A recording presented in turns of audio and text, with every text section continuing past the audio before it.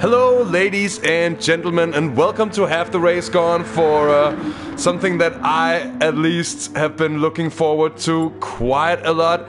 It is the first race of the Super Formula Series by TSR SimRacing here on Half the Race Gone. My name is DirtenDK, and it will, of course, be my utmost of pleasures to take you through this evening here.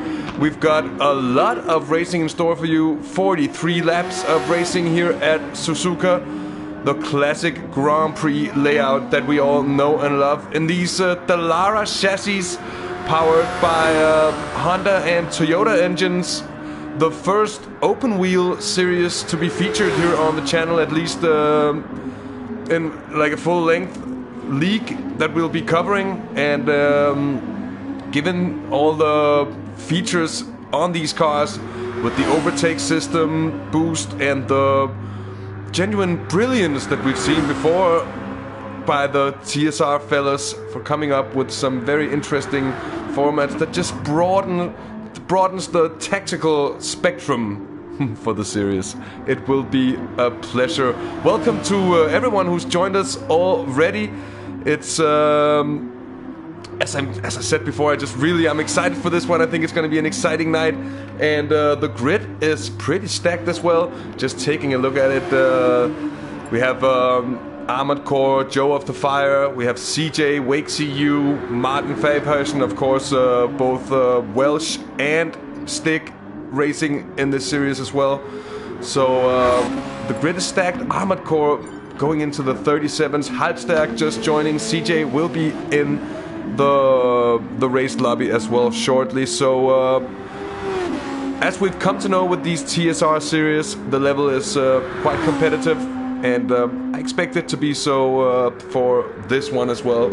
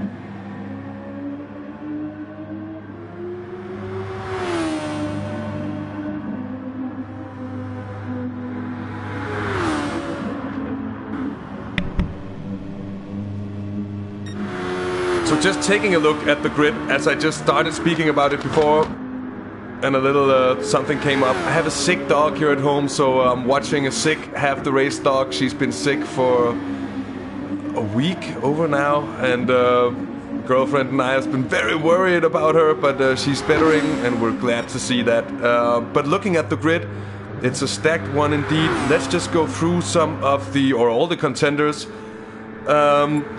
Our two series organizers, GT Welsh and VRS Stick, will be lining up in the Mission Win Now cars, sponsored by Red Bull, and Honda engined car guy, as always, is Jimmy, Honda engined as well. Dad24 with a Toyota engine.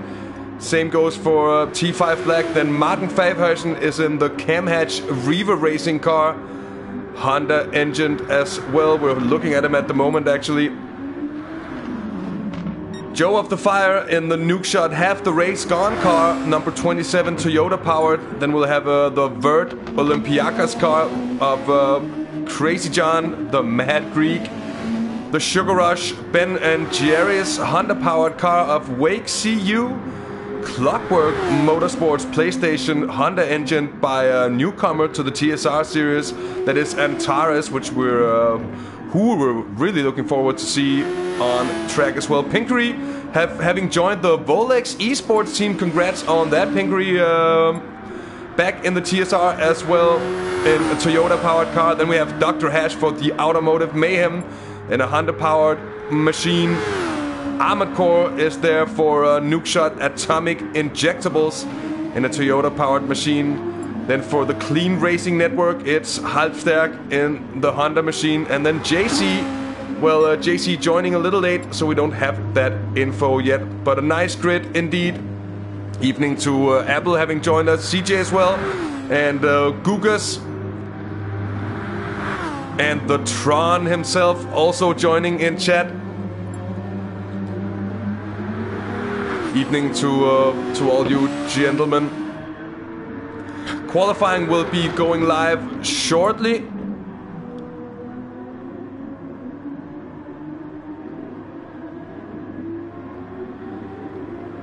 And the qualifying session format is a little more straightforward than what we had last time out in the TSR GT300 series.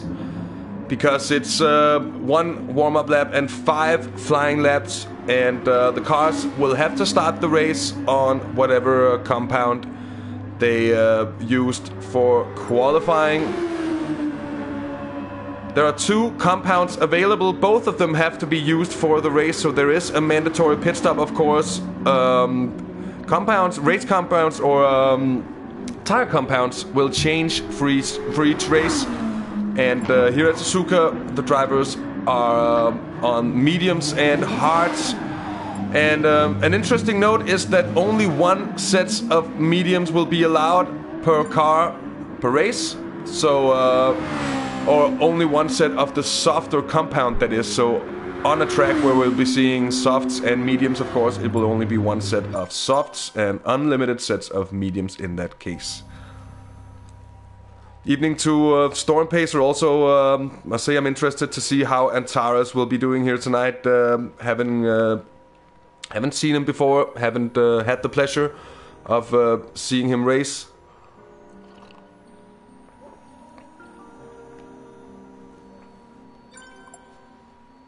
Oh, I was. And Alex, to not watch the stream. That's probably for the sake of concentration while driving, a pretty good idea. Qualifying is live, and as mentioned before, it's 5 laps. Not ideal, I could imagine. It makes for a bit of difficult multitasking, and also makes it all the more embarrassing if you do have an off. So, anyways, qualifying just about to get underway. CJ, and I think with that we do have a full lobby indeed. 15 drivers, 1 guy talking shit for a couple of hours, being me to avoid any confusion, that is, of course. But your car does look good, Alex, that's true. Car guy, always rooting for that. I think it's one of the best looking cars in the field. Oh, and congrats on your G29. Enjoy it. It's a good wheel. It's the wheel of champions. It's the wheel I use.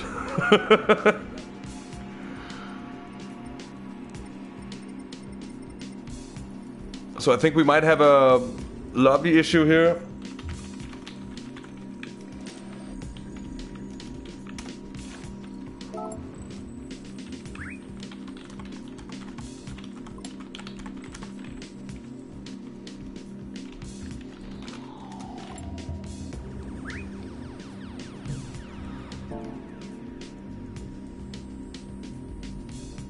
The DualShock is the pad of champions. It's the only pad, Apple, but it's true.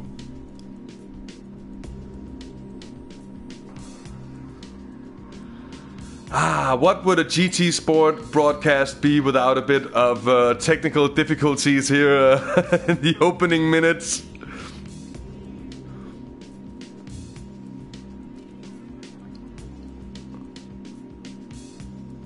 Of course, I think it was Alex the other day who actually mentioned that it was all my doing. It was all just a plot to make you all stay a little longer. In Denmark, we have a commercial. It's been running for many years for a chain of supermarkets called Fakta. And it's really silly. And they do all kinds of stupid stuff to make the customer stay a little longer in the shop. And I guess this is the SimRacing broadcast equivalent of such.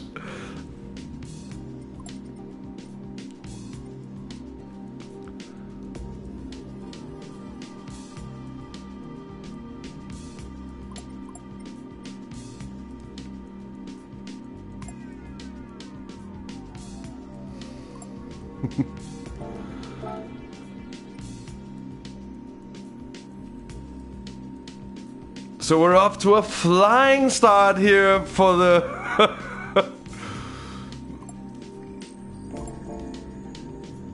We're up for a flying start for the TSR Super Formula.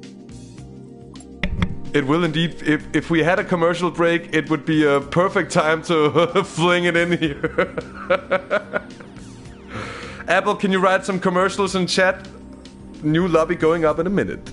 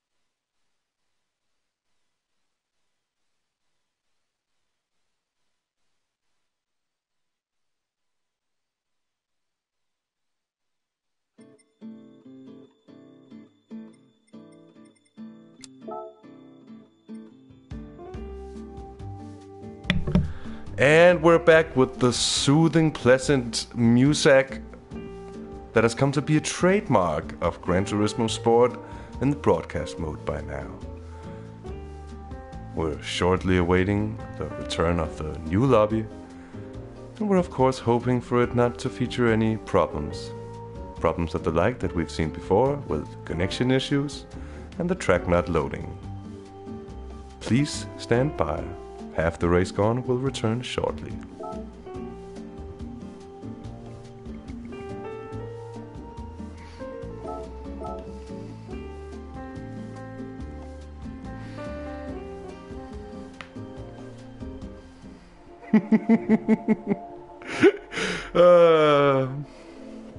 Yeah. Doing my best to entertain you folks.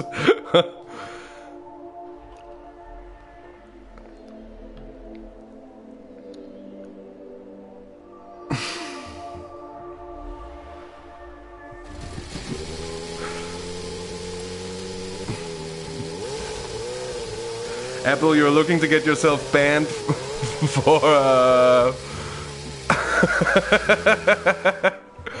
Anyways, let's see if the lobby loads this time. It seems better already. I'm in, I'm spectating.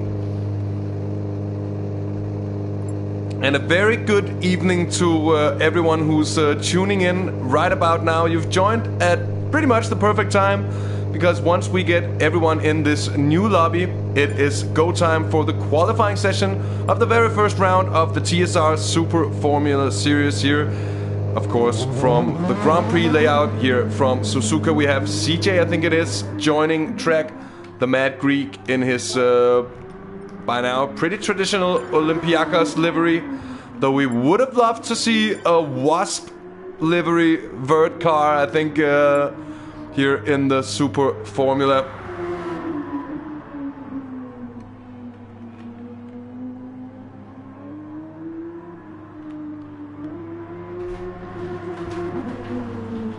Here's Dat24DH also just slinging right back into the pits.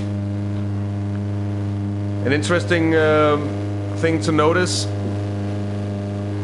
which drivers are on which compounds by now, of course, what compounds they will be, or the compounds they use in practice is, of course, also the compounds they will be starting the race on. So by now it seems VRS Stick the only one to seem to opt for starting on the hard compound of tires. Evening to Fairdinger as well. Evening Welsh in chat.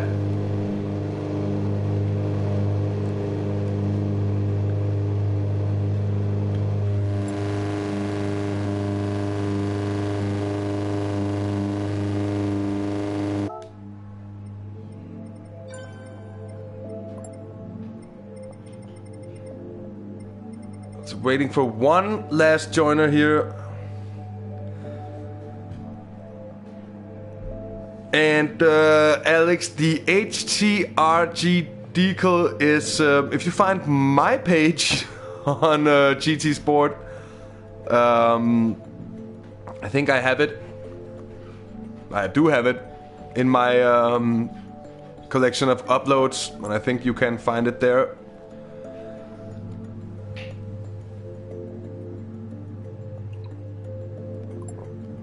So just the last bit of patience is required. Well, I'm on the edge of the seat. I really just want this to get underway because I'm kind of excited for this race and for this series in general.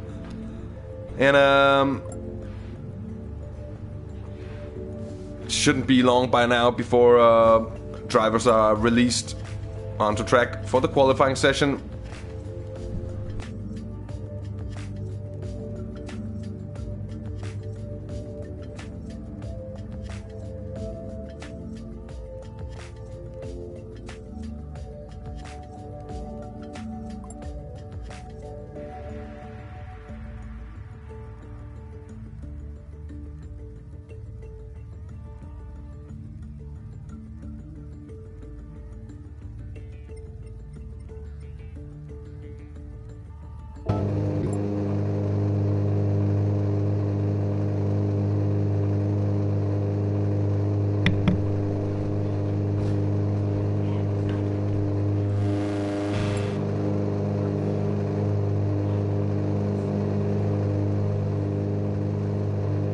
So still just waiting for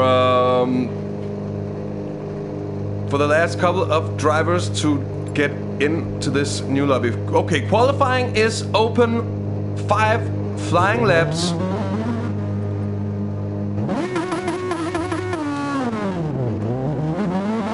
I think it's worth noting for folks.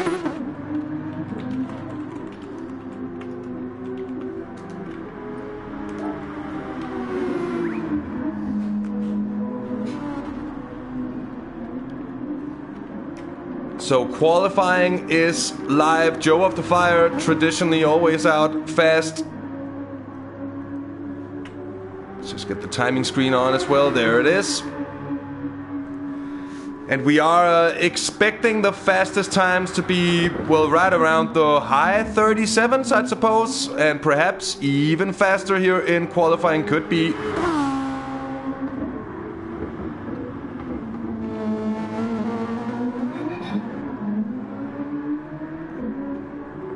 And as mentioned, Joe of the Fire, Toyota engine. Indeed, the engine's tightly regulated here, and as far as I've been able to address, no real difference in the engines whatsoever, performance-wise. So it's a bit of a fanboy thing in the end. I don't even know if there is a difference to how they sound. Maybe someone out there knows, and maybe someone can tell me actually if they've noticed a slight difference in how the two engines sound. There could be a little difference of the tone and the note. Here is Martin Faversen and Joe of the Fire crossing the line for his first of 5 qualifying laps. And mind you, I actually think we need to turn on the full race info display to be able to check out the lap times of the drivers as we go along. And that'll in turn also give us a reminder of if anyone is not on their option compound, we could call it, the softer ones, the mediums today. I noted that Stick at least was running the racing hards for the qualifying session.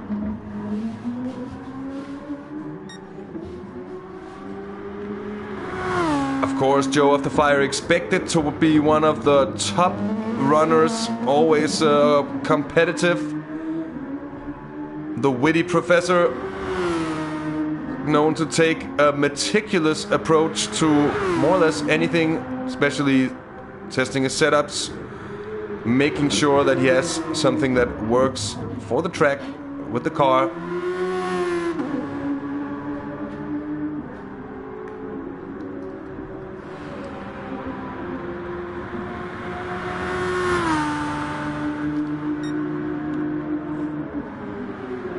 27.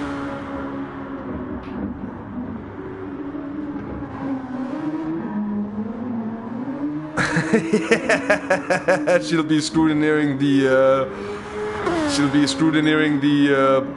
level of of the stream here.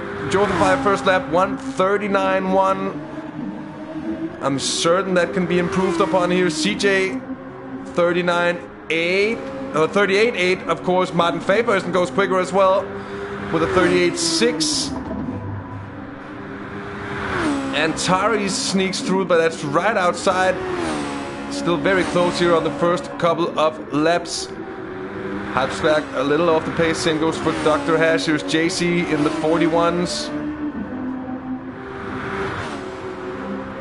And Armored Core crossing the line as well for his first lap. That was a 39.1 in the Nuke Shot Atomic Introjectables car. The more traditional of the two cars running in the series with Nuke Shot Motorsports backing.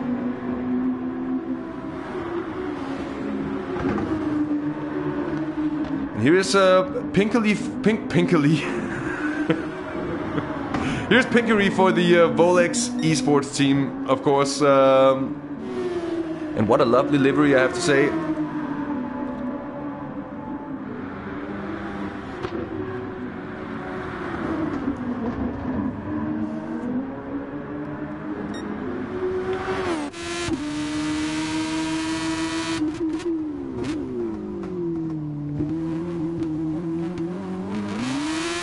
One thing I really wish they would bring to GT Sport would be the ability to completely customize your HUD. The ability to add and remove elements individually of one another somehow to create the perfect layout. That would be sweet. So we could, for example, have lap times with our usual broadcast layout, but without the HUD, with the rev counter, speedometer, tire, fuel, all that stuff. We don't always want to be all-knowing. Evening, Shomar, nice to see you. Thanks for the other day. Thanks for yesterday, that was. And the April Fool's Championship. Oh, was it, I think, Yara Stick running a little wide? Or was that Welsh? It certainly was one of those Mission Win Now cars. So Antari's now almost breaking into the 37s. But a brilliant lap there, 38 dead. Puts him just half a tenth up on CJ in second. Martin is half a second down by now, but he's also just 0.07 of a second up on Joe of the Fire, currently fourth. Then it's Armored Core fifth. Wake, see you in sixth. T5 Black, the Swedish survivor, also here, of course, in seventh. GT Welsh, eighth at the moment. Halbstärk for the CRN, the Clean Racing Network, he's ninth at the moment. 2.3 seconds down, certainly would be expecting to have a little bit more pace to pull out of his car. And of course, Shomal was the pleasure was all mine. It was interesting to the races here on the channel lately, and it's good to be back. It's good to be back with something we know and love here with the TSR series. Oh, CJ now goes quickest. And he's very fast through that first sector, bettering his own provisional pole time by almost 3/10. So if he can keep this up, that will be a brilliant lap. Let's go on board with the Mad Greek. Gets a big slide on the exit from the second. Deckner still up on his own time, but he loses out through sector 2. See if he can get a great exit from the hairpin. Seems pretty steady.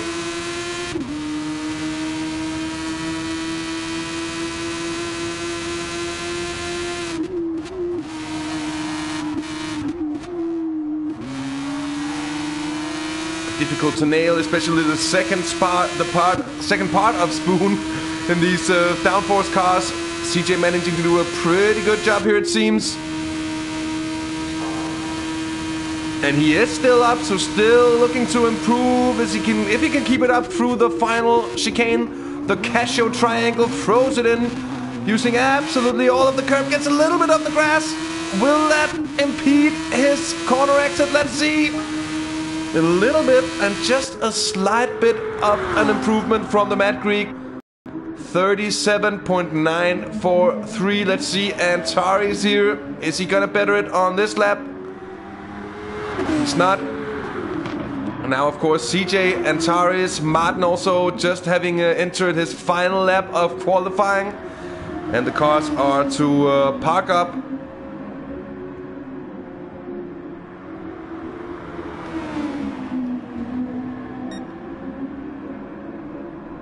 And then for the race start, we'll have we'll kind of have 2 warm-up laps, because we'll start the cars very low on fuel, and then we'll have them entering the pits after lap 1 in order to make it a free choice how much fuel you want to start the race on, and then from there on there will be a second warm-up lap, which will be the real warm-up lap, and then we'll have a grid start, proper Formula Racing style.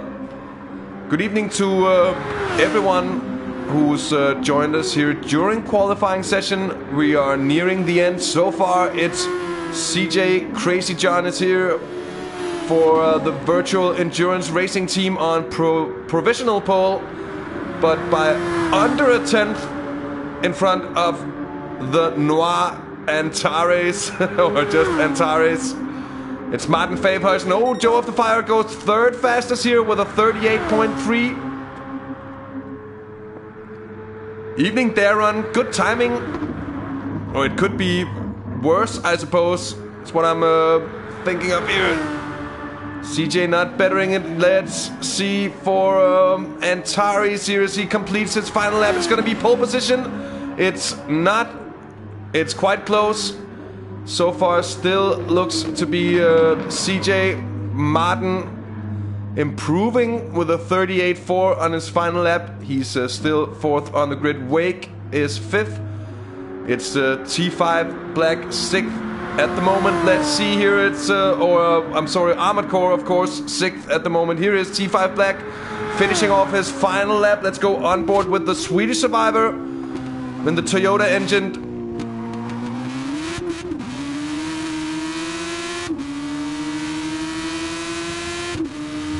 Yeah, Darren, Ethan managed to show up, I mean, literally as the event was ending, missing everything, having slept through it, I think, yesterday. Let's see if he does better today. I should actually call him on Discord and wake him up, I guess.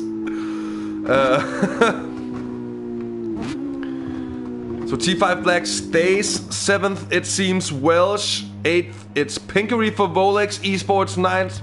It's Halbstack for the Clean Racing Network in 10th. JC in that classic Lotus Olympus liveried Olympus Elf and John Player special 80s Lotus tribute livery. It's well done indeed, and I know JC does his liveries himself, so a nice one. That 24 is in 12th with Dr. Hash in 13th. VRS Stick on the hard compounds as well in 14th. At same goes for Jimmy, who's gotten damage here in qualifying, but he is on the hards. He'll be starting from the back in the car guy car.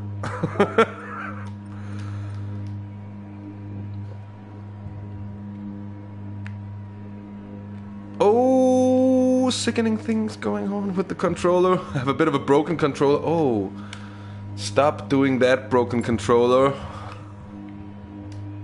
I have to turn it off, but it seems it's fine by now. So we're close to race start now. Of course, I think we're gonna be having a short break here before, just a chance for the drivers to have that pre-race pee and everything. And of course, for all you gentlemen as well, now is the perfect time to get out, get a hold of those snacks, drinks, whatever refreshments you need, and whatever visits to small rooms of your houses or apartments that you also need to pay. I think now is a good time to do it, because soon it will be action. It's 43 laps of racing, so quite a long race after all. Here, evening to Jonathan as well. 5-minute break is, well, 3 minutes from now because we've already had 2 of them. But as well notes here, it is a couple of minutes of break time here now.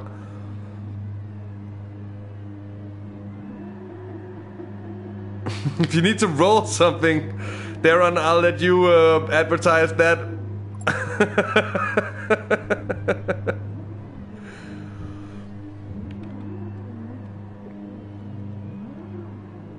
And everyone, as noted before, everyone but VRS Stick on the medium compound. So they will be starting on the mediums. They will not have mediums for later in the race.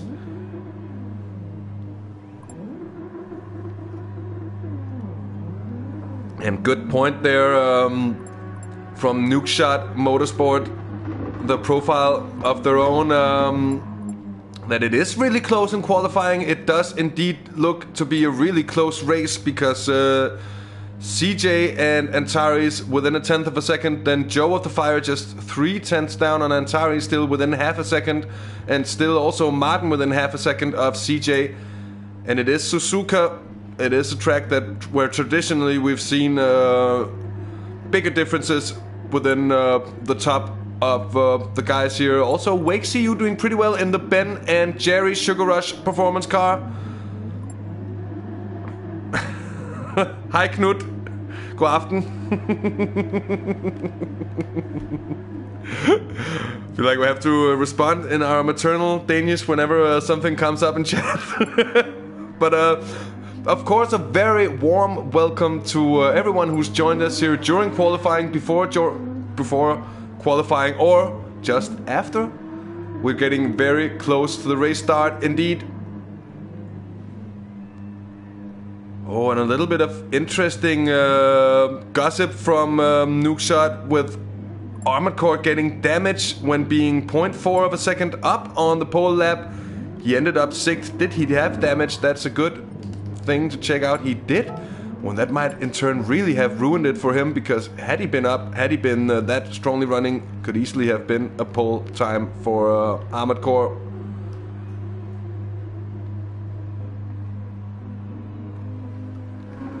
And me, I'm doing pretty okay. I'm actually doing quite well. I'm really excited for this race, and I just wanted to get underway by now, and I feel like I kind of have to do something about the controller here, because it's really freaking out.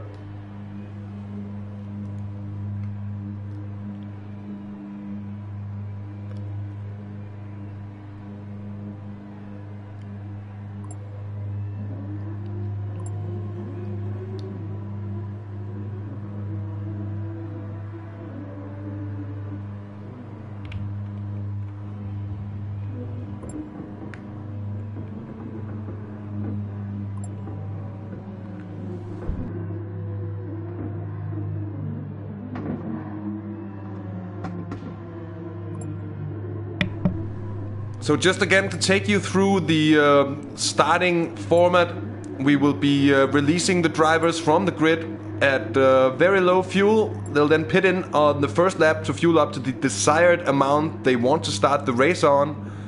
And then lap 2 will then be the actual formation lap, and we'll have the drivers forming back up on the grid. The organizers will then call out a time in the lobby that'll be used for the starting signal.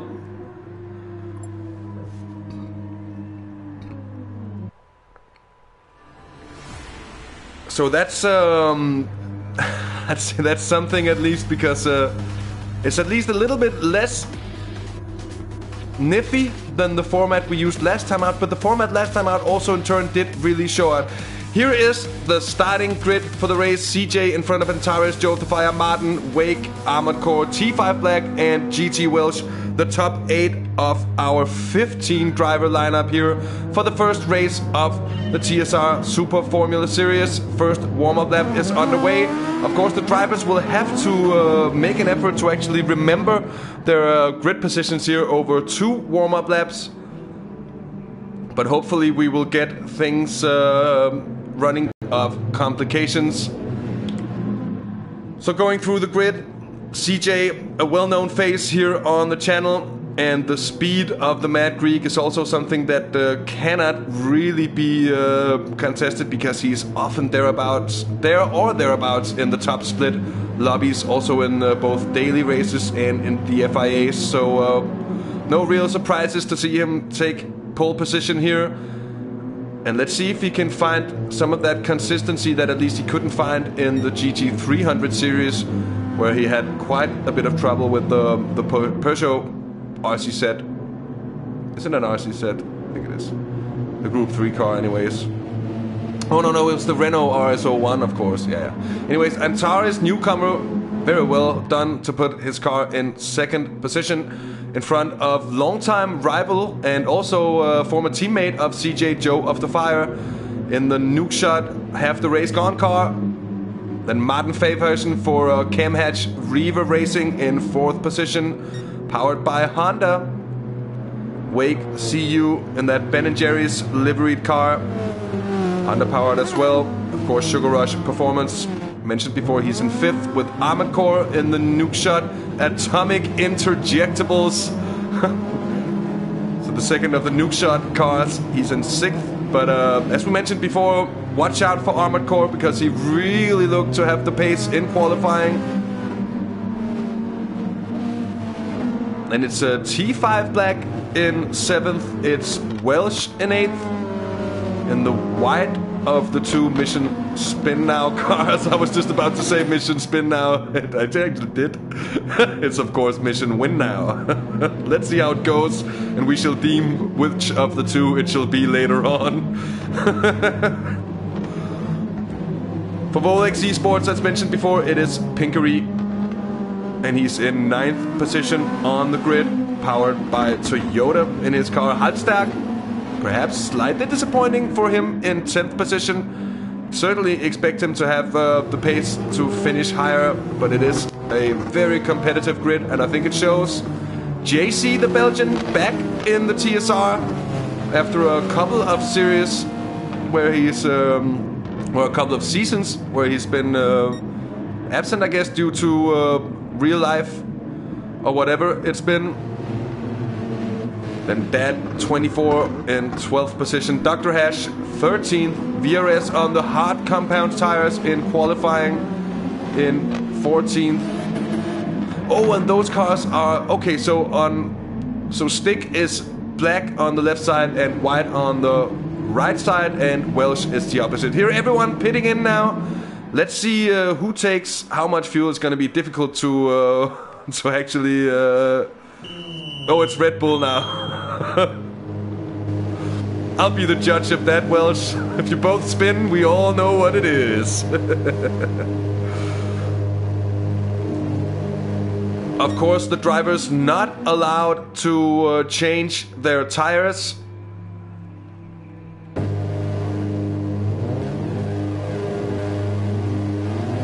We have the drivers pitting out. We see several drivers opting for a full tank of fuel. We might expect it to be... Now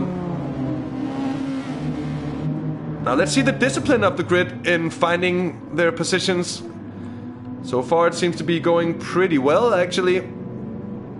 Martin Faversen finding his fourth, Wake fifth. And there comes Armored Core through up for his sixth position. He needs to get past T5 Black, of course.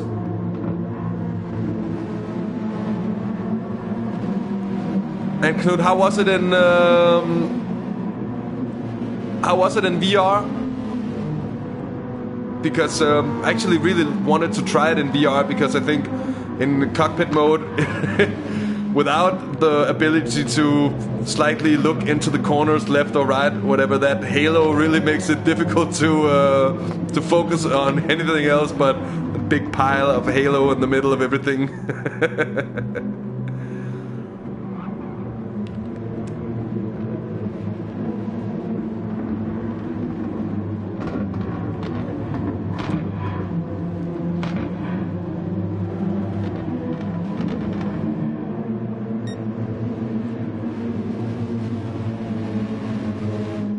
So frantic warming up of the tires.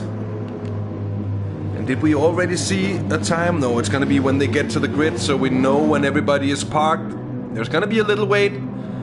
The drivers are gonna be hoping that they can bring enough heat into the tires for them not to go cold while waiting for the race start. Cold tires into turn 1 can be an absolute disaster here at Suzuka.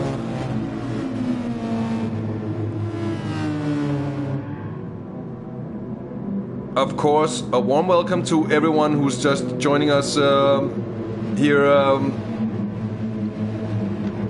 as we're getting along with the formation lap. The race start is getting really close by now, and I'm interested to see what kind of race we're actually in for. Traditionally, open wheelers makes for a lot of dirty air, and it makes for difficult overtaking, but the entire boosting system here might make it another story here tonight. Let's go through that whole system. It gives a boost of approximately 20 horsepower, as I've understood. It gives and then it's a limited amount of boost for the entire race. There is no way to fill it up as you would have it with a curse system. It's also increasing the fuel burning rate while using it, and the green light notes means that the car has the boost available, but that it is not using it. When the light is red, it means that they're using the boost, and when the light goes off, there is no more boost available. So cars now lining up on the grid, finding their positions. It's CJ pole position. Oh, this actually looks like a proper F1 race. Oh, I'm excited for this one. Let's see. It won't be long before we get the final confirmation on when the start will be going. Of course, keep your eye on the lobby time of on the left-hand corner of your screen.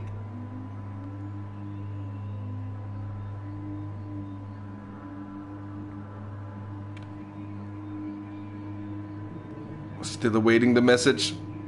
I would expect it to be around 15 seconds perhaps past. Let's see.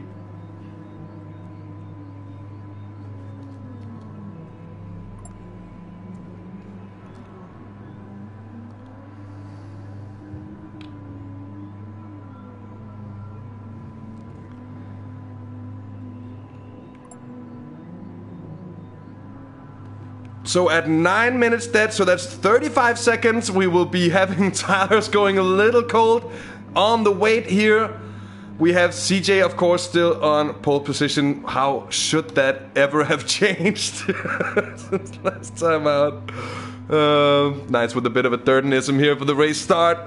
Of course, turn 1 being something that the drivers have to be very careful about, because it's known to be chaotic here at Suzuka. 5 seconds, 4, 3, 2, 1, and they're off. It's green, green, green. The TSR Super Formula is underway, and it's CJ getting a good start.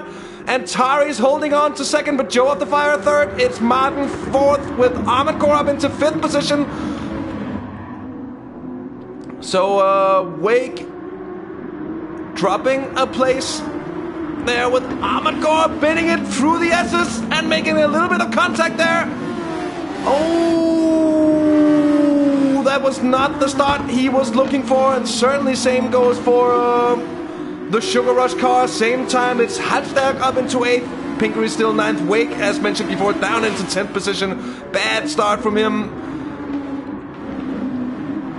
And Tari's also having slid down into 4th position, so let's see if we can catch a glimpse of what happened here.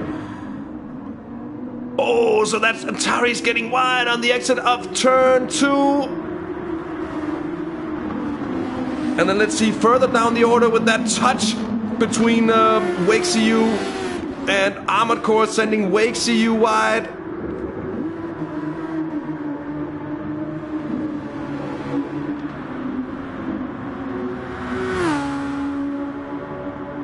CJ really breaking away here. Getting a brilliant start. 2.5 seconds of a lead. And Martin Faversen getting the run on Joe of the Fire into 130R. Bringing his car up into second position now. That's some brilliant stuff from the Dutchman. Let us catch another one. Catch another look. Simply just gets a very good exit, it seems, from down from Spoon, able to catch the slipstream and just bring it through easily. No big drama. Oh, what happened to Joe of the Fire? What happened to Joe of the Fire? He's a long way back. He's into the pits. I think he has some damage. Let's check out what is up with the different cars already. Oh, that's not what I meant to do.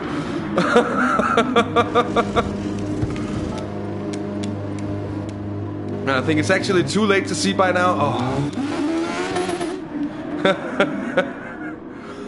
So a little bit of damage there early on for a couple of the cars. Poor luck, and that's of course shaking things up in the top of the standings. And Antari is also pitting in, so now it's CJ leading Martin Faversen by almost 3 seconds. Ahmed Core in turn up into third position. He seems to be flying. He's catching up to the Dutchman in front. Oh, as he completely loses it on the exit from the hairpin. And that's going to be some big damage for the American. And that's going to be a big cut into his hopes. Let's have another look at what happened. Just seemed to lose the rear.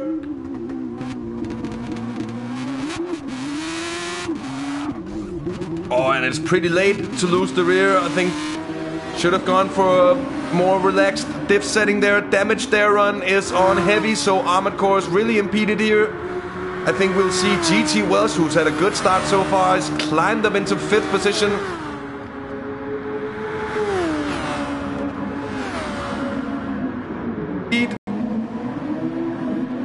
That was a big ouch for Armored Core as he does pit in, of course, to repair that damage.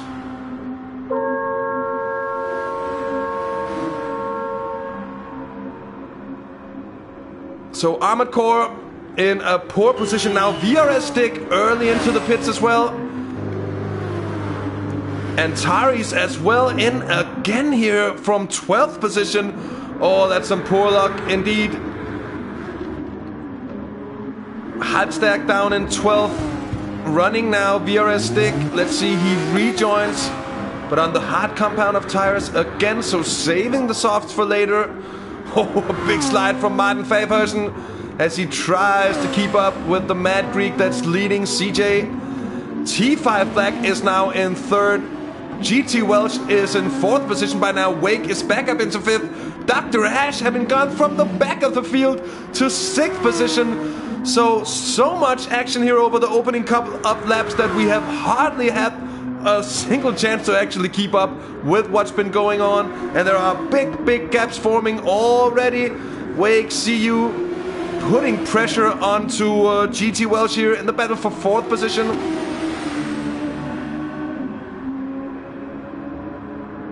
Through the spoon curves and trying to get the run down towards 130R. We saw it work for Martin Faversen. He's a little bit too far off.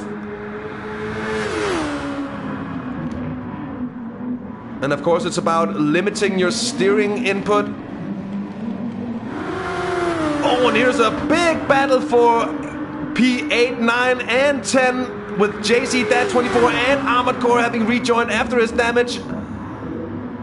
Oh, is that Armored Core actually going to send it through the outside? That's a brilliant move from the American to take 9th from Dad 24 DH. Certainly well timed from Armored Core. And thanks on your kind words, both to Knut and Cliche. Appreciate it, of course. Great move there, Armored Core, I have to say. And of course, with this being an effectively a 43-lap race, a lot of action still to be had here tonight. Armored Core back up tonight. And targets now set on JC in that 8th place. And look how he's reeling him in. Up through the S's, up through Dunlop, gaining.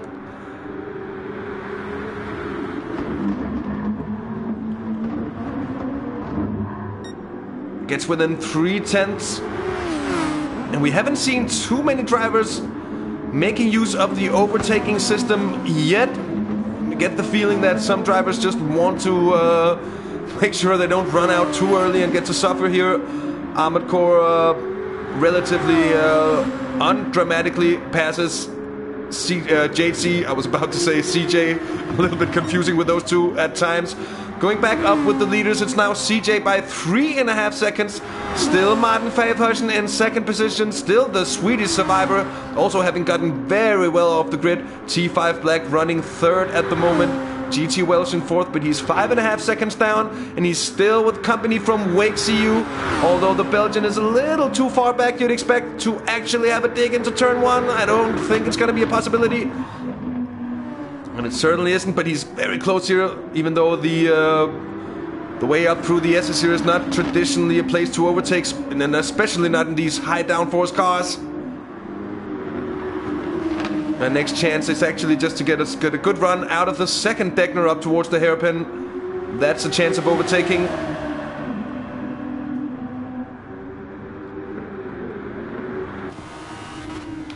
As we're on board with Wake CU. The battle for fourth position at the moment with GT Welsh in front of him. Welsh doing a sterling job at the moment of defending, not really giving him a chance to pass. Also him blocking him on outside exit is Wang Cam, which is very much, I see a Wang Cam in these cars. Oh, is that gonna be the move here? He's on the outside, but he makes it stick. That's an impressive one. Let's have another look. Very impressive stuff from Wake CU to send it round the outside, coming into to spoon one, and then just making the stick. A little bit of a touch on the grass there for Welsh. That's a determined move from the Belgian. Wake CU up into fourth position.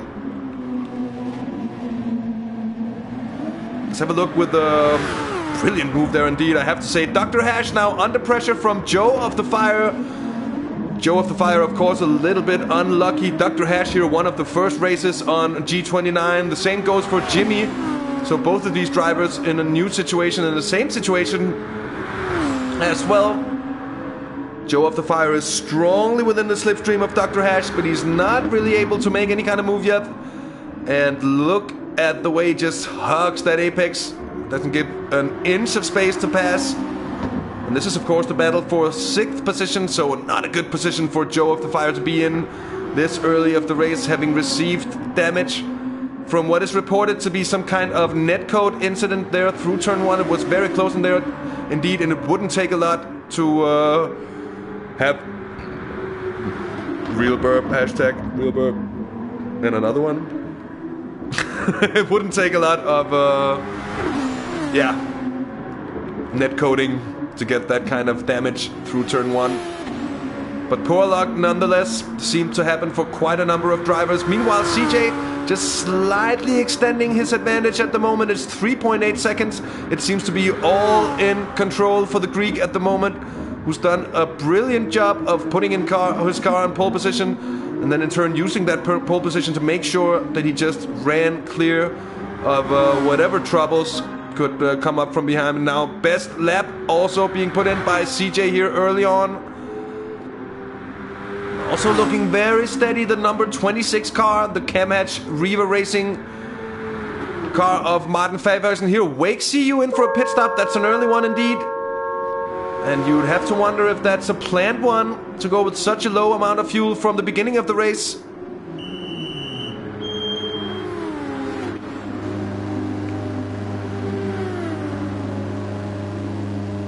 And indeed their run, CJ is always pretty quick, no doubt about it. Oh, so Wake having a little bit of damage and he rejoins. He's going to be down around Halsterk, and Pinkery also just squeezing by. And worth taking note that he didn't change tires, so opting to stay out on those mediums.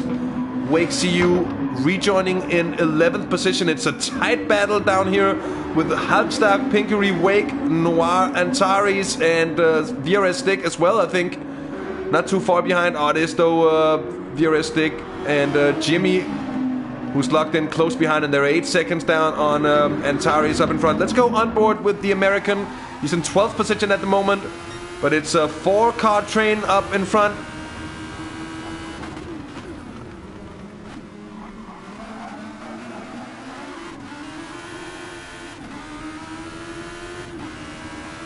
look at Wake CU there. Seems to be within the slipstream of Pinkery in front of him.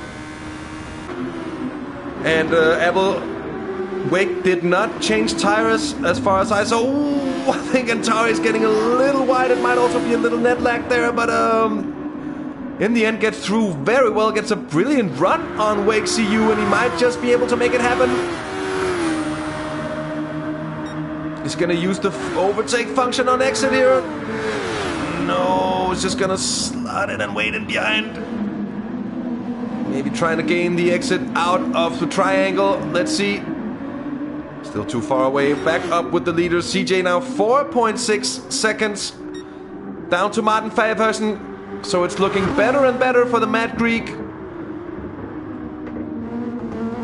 And in his own words...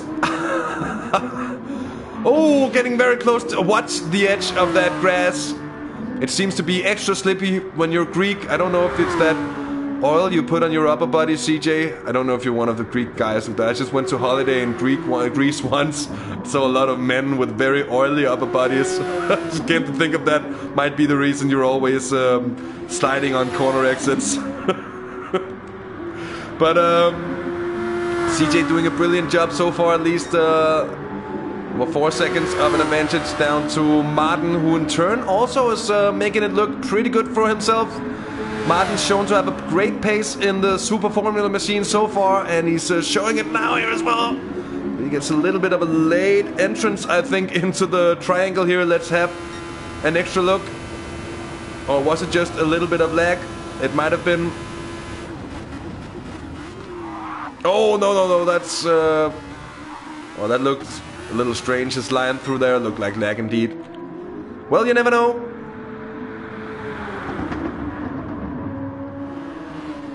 So the race here on what's effectively lap 9 seeming to have settled somewhat, at least for the sake of some of the drivers. For others, it certainly hasn't here. JC, Halstberg, Pinkery, and Antares. Oh, I think we've had some kind of issue for Wake because he's found himself a little down the order here, and it's not something we've been able to catch.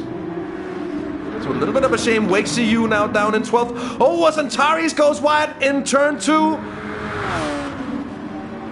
And the same goes for Pinkery. Oh, so what's happening here? Buckets of drama on this lap. I think there might be a little touch between those two.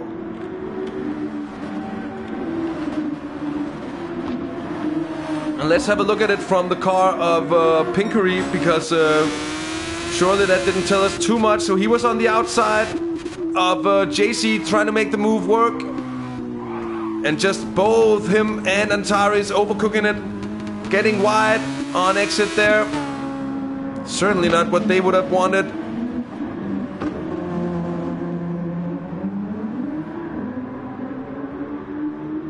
And evening to both Max and Mart. Or as we would say in Dutch, goedenavond. I hope you are enjoying your Tuesday nights, and that goes for all of you wonderful people watching here. It's a pleasure to have you along. And if you're enjoying yourself just slightly at the same level that I'm enjoying myself at the moment, it's a great success. So T5 Black still doing a good job in third. He's got 10 seconds down to Welsh in fourth by now. And indeed, John, it's very steady work, consistently fast from Martin. It's top runner stuff. Joe of the Fire up into 5th position by now, so that's some good stuff. Armored Core also haven't gotten past Dr. Hash. And he's now chasing Joe of the Fire, those two Nuke Shot Motorsports cars. Oh, and Armored Core with the fastest lap here through Sector 2. So that's not bad at all.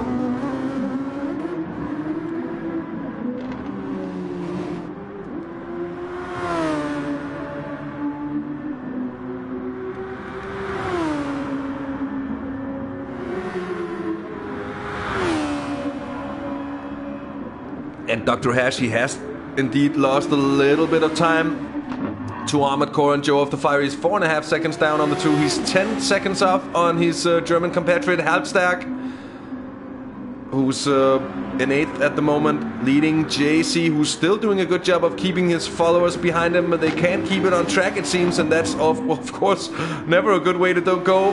Especially since JC seems pretty stable at the moment. So at the moment it's JC 9th and Tari's in 10th. It's Pinkery 11th, VRS Stick in 12th position on the hard tires. And it's worth noting that he may show a very strong pace here later in the race when he flips over to that single set of mediums. Don't know how the cars are running on fuel, but it's ×2 tire wear and ×1 fuel burning. So I would expect it to be possible to run a one-stop fuel-wise alone. And should also be possible on tires here. Jimmy also pitting in on the hards now. And I guess that's gonna see him change to the mediums. He might be confident that he can make the mediums last the distance, the remaining distance of the race.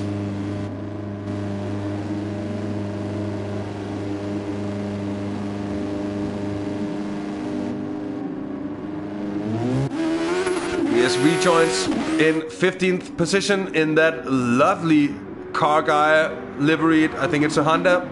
It is a Honda. It's a Dallara with a Honda engine. CJ 5 seconds in front of Martin Faversen, steadily increasing his gap, but by no means just depositing the Dutchman. He's still within reach, and it wouldn't take much of a mistake from CJ for Martin in turn to be right up there again. T5 Black in 3rd position, doing a strong work also of consolidating his place so far. GT Welsh losing a little bit of ground there in 4th position. Joe of the Fire having had bad luck in the beginning. He's now catching up to Welsh, and it seems like we're gonna have a battle for 4th position at the moment. And Joe of the Fire is on a strong pace. He's been catching Welsh quickly, so the Welshman might find it difficult to defend against the Witty Professor. But Suzuka is a place where you can really put your car in the way of your competitors and make their life difficult. So let's see how it goes. And of course, everyone watching tonight, if you like our content here on Have the Race Gone, do hit the like button for the video. And if you haven't already and feel that we're worth it, feel free to subscribe also to stay in touch and in tune with what we do here on the channel. With that said, Joe of the Fire is now right on the bumper of GT Welsh, almost within 0.2 of a second. And if he can get the proper run here through spoons 1 and 2, he'll be able to also, I think, make the pass stick on the way down to 130. Oh, but it's so difficult in that 30 air. But he does have... What's that, Welsh? I think Welsh is putting the overtake system to use here early on. It might be that.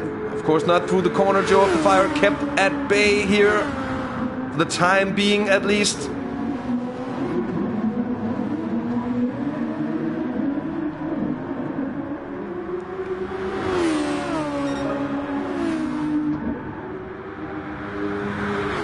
And all the while, Armored Core is also beginning to catch up to those 2 cars in front. So it might in turn be a 3-way developing in the battle for 4th, as Joe of the Fire is getting really close to Welsh. In through turn 2 there, up through the S's. He seems to lose out, but that's normal. It's natural with the 30 air. Of course, catching them by here is absolutely incredible. Armored Core also our fastest lap setter at the moment. So no real surprises there. Oh, CJ overcooks it. CJ overcooks it into the spoon curves and loses out. He manages to keep it somewhat going, but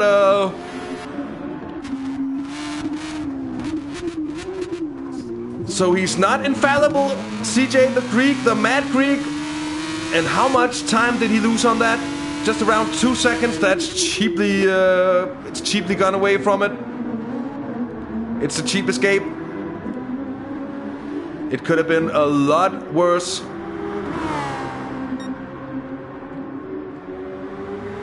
Still looking very steady there, Martin Faversen.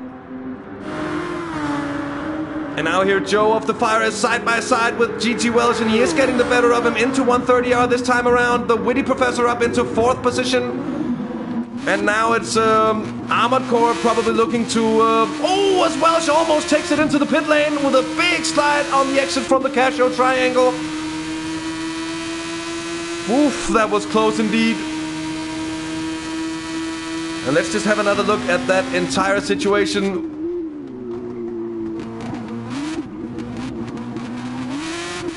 Look at that slide. Maybe his engineer said box, box, box, and the Welshman decided to disagree with it. Up through the SS0, Welshman, GG Welsh. He seems just to miss the first apex, and it really puts you off all the way up through here in Dunlop. It might be the time for Armored Core to actually make a move, but Welsh is going very defensive here in through the Deckners. Oh, it's gonna be hard to him, I think, to defend up in through the hairpin. He puts Armored Core, at least for the time being, to the outside. The American might just look to gain the exit here upon Welsh.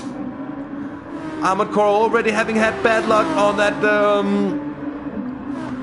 that hairpin exit, as he lost it and got damaged and was put way down the order. He's making a strong return at the moment.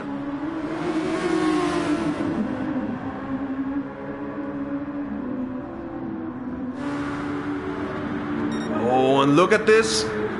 Oh, it's that lapping cars, or is it CJ right in front? No, that is CJ beginning to lap some of the bottom runners here. Armored Core getting close to Welsh yet again. And when I say close to Welsh, I mean he's really close. Oh, Welsh almost makes the same mistake. That's a carbon copy of the mistake he made the lap before. Surely he's not completely in tune with his car.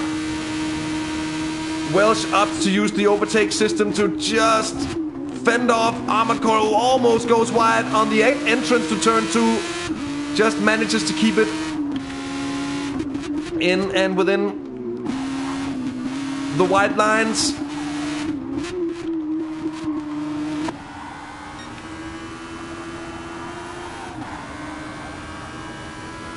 And now on board with GT Welsh with the Wang Cam as they enter the 2 Deckners. It still looks to be a tough job for Armored Core getting past, and then meanwhile Joe of the Fire is escaping up in front. You can just see the Witty Professor clearly extending his advantage. We're effectively on lap 15 of 43 with the 2 laps used for the race start format. So this time Armored Core might be within touching distance of GT Welsh. But no, Welsh defends brilliantly on the inside into the Casio triangle yet again. Makes it just about impossible for Armored Core to actually get a move done. Further down the order in 7th, it's Dr. Hash at the moment. I think getting caught ever so slowly by Halbstärk in 8th.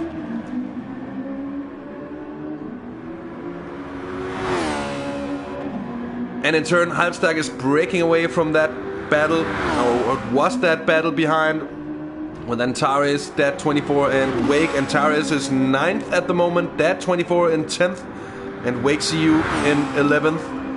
A poor luck at the beginning of the race for Antares, who placed the car on 2nd position in the qualifying and struck by poor luck and a little bit of damage on the first lap. He's now in 9th position, trying to recover.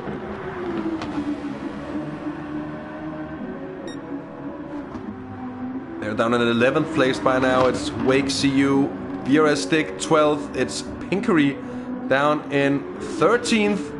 For Volex Esports is Jimmy. He's still on the hard seat, pitting in here, and the car guy Honda JC 14th. He's gonna take 14th place away from the Scotsman. So back with the leader, CJ. It's now 4.4 seconds, so whatever he lost, he's trying to gain it back over Martin Fairhuysen. But as I mentioned, it won't take many mistakes for the Dutchman to be there. Dutchman seems to be off pace just by a little bit. In turn, he might just be up on consistency. But time will tell. The race, in turn, will tell. Oh, poor luck. Alex, sorry to hear. Is Martin coming up to lap JC by now? Oh, as JC nearly puts it in the wall. A brilliant save from the Belgian to keep it on track. JC in 14th position, that is. Let's see. Let's have another look at that on that hairpin exit. It's shown to be a tricky one indeed. Need that diff to be nice and relaxed in order to relax on that corner exit. We can ask Armored Core about that.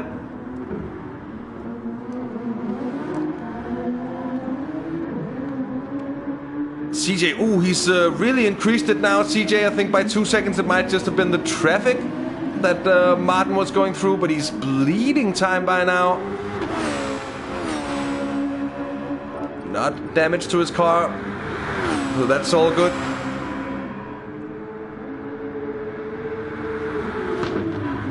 And of course we're closing in on that halfway marker.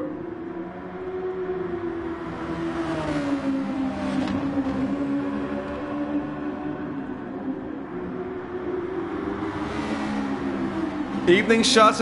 What happened with the Germans? Well, I don't know. They haven't been further up, I think, at any real point. Both Hash and Halbstark wasn't too lucky in qualifying. And I think, to be fair, with the qualifying session that Hash had, starting 13th, running 7th at the moment, isn't too bad. Halbstark started in 10th position and is running 8th at the moment. And Halbstark is also catching Dr. Hash. Last time we checked, it was 4.5 seconds between the two. It's now down to 3 seconds and just thereabouts.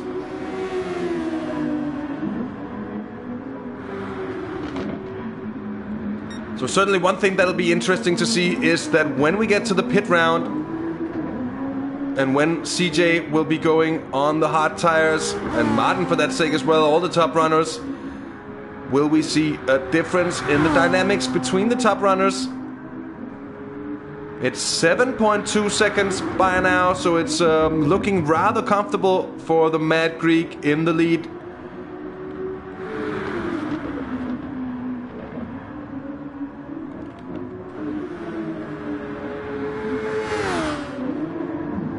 So I think by now Joe of the Fire might ever so slightly be catching up to T5, or is that a lap car in front of him? Or that is a lap car. And in behind, it's 3.5 seconds between himself and Armored Core.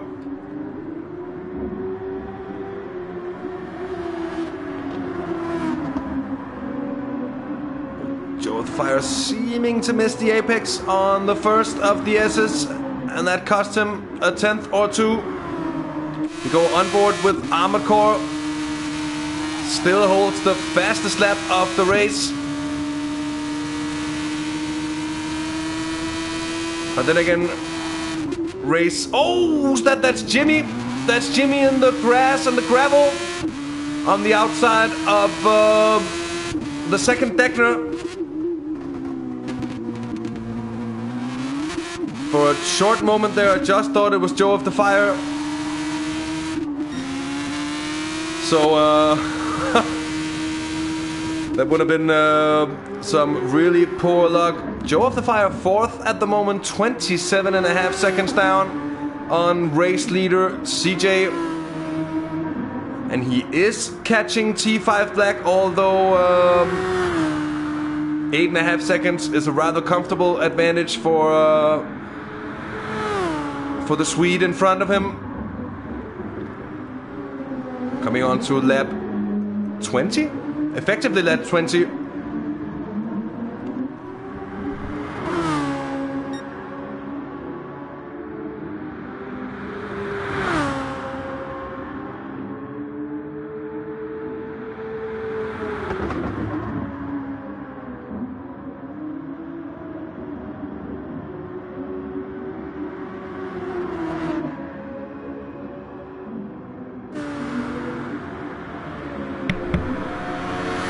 WakeCU now up in 10th position. DirtenDK in 11th, but he's 15 seconds down on Wake, and I think he also suffered from some damage earlier in the race. Certainly not what he would have wanted.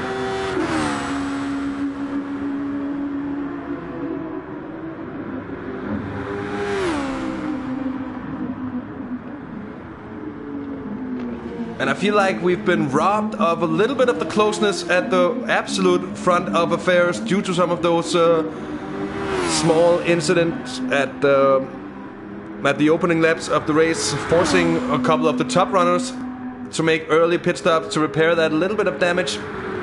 Of course, getting damage to any body part here, aerodynamics, is sure to cost you a lot of time and isn't really viable for any of the drivers to be running with.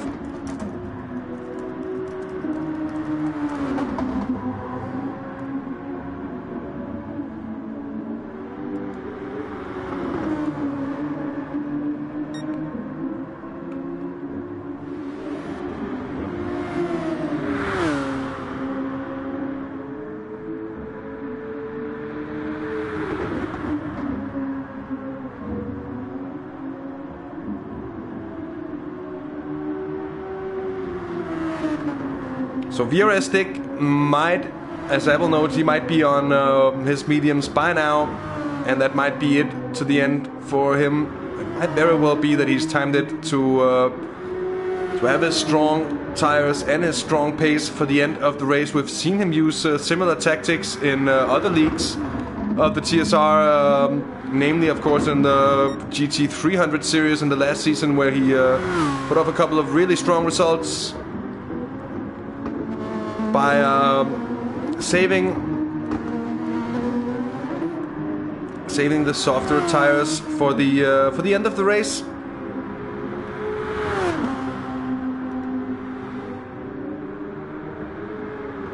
And of course, Super Formula, what's historically known as Formula Nippon, or formerly known as Formula Nippon, of course the top tier level of single-seater racing in Japan. A season that's been running since, or a series that's been running since 1973. So quite some years on its back.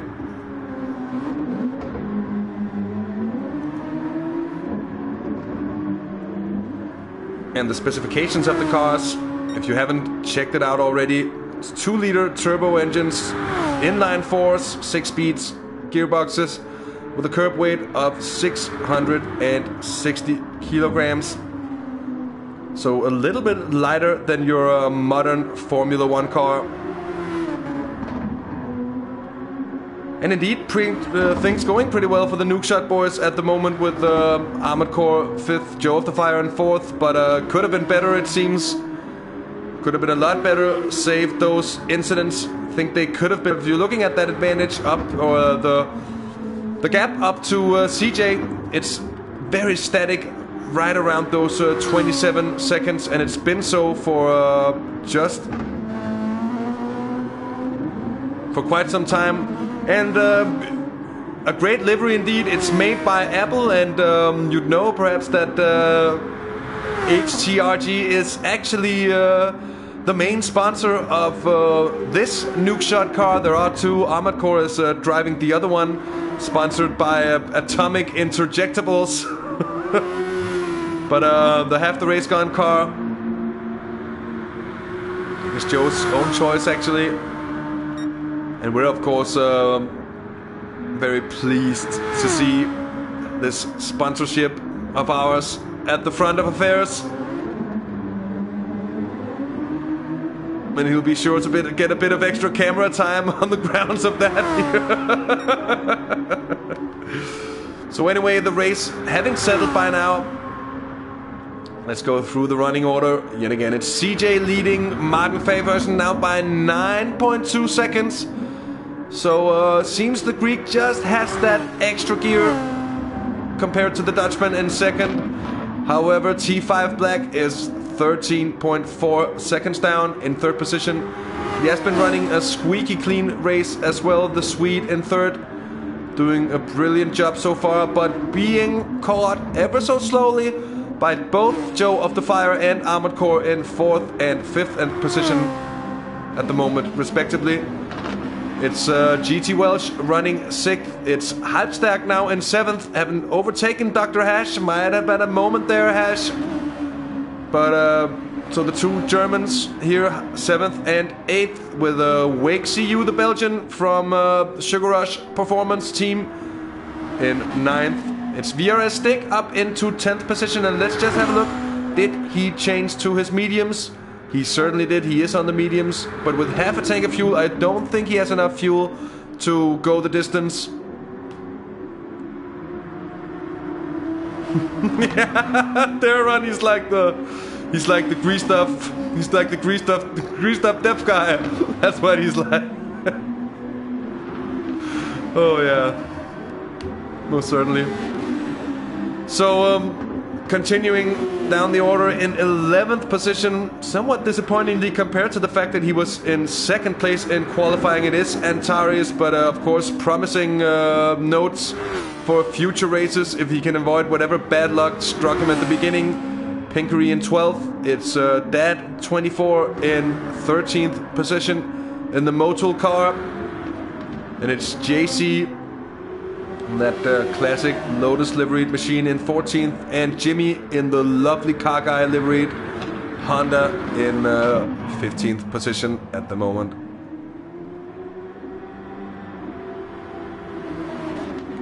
But that's exactly what I mean. Seems to spin in places where no one else manages to do so. But so far, CJ doing a very good job of just keeping it all in track. He's had a single moment, sort of fiddled it on the outside of Spoon, but managed to keep it somewhat in check. Lost 2 seconds, and since then he's just been piling on the advantage. And it's now crossed 10 seconds for CJ.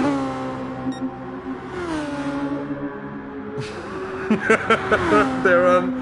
That might just be it. He's put on gloves. Of course, it's worth noting that CJ is running the motion controlling, what is it called? The motion controller system that you can use with the DS4. Good evening to everyone who's joining us here mid-race. You're watching the TSR Super Formula, the inaugural season, the first race here on GT Sport, in a car that was very recently added to the game, and an update and an addition to the game that I certainly find nice and that I applaud. I think it's brilliant, and I think it's very nice to give some because GT Sport being the most Japanese of racing games in that genre of simcade, if any of the games, it should be GT Sport featuring the top tier of Japanese open wheel racing. And Darren, I think Armored Core is actually using the same control scheme, so certainly it seems like there is pace in it. And that's something we've seen before. Armored Core just keeping it within the lines on his way through the spoon curves and on the exit as well. Oh, and evening, Gentleman Racing. You're ready to donate? Well, I'm glad you're asking, because we actually have our Patreon profile up and running, and it is ready to take donations, and there is a link at the bottom of the description if you so will. So this time I finally feel like I can give you the answer that I should be able to give you.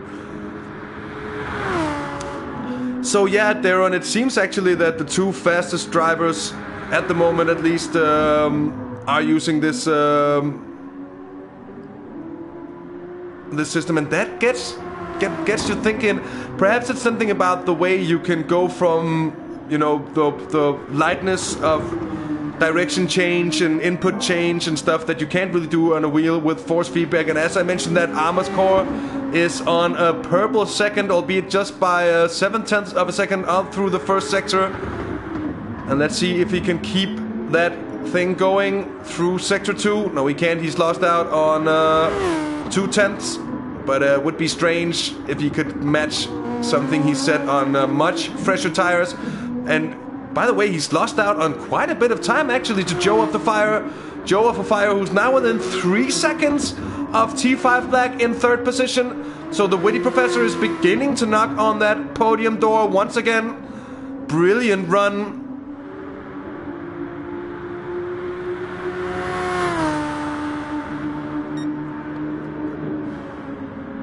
And I'm actually, I was also surprised to find how quick it was possible to be. I haven't tried it myself yet, obviously, but with the motion controller there. And it seems like they've done a good job of making it able to register even small and slight inputs here. T5 Black now in the pits. T5 Black is in for what I think is, in turn, his first pit stop on those mediums. Certainly would seem that way.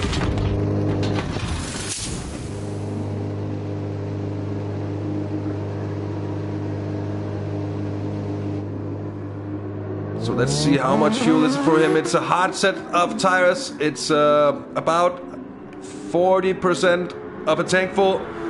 And that, of course, also means that both Joe of the Fire and Armored Core get past without any further ado.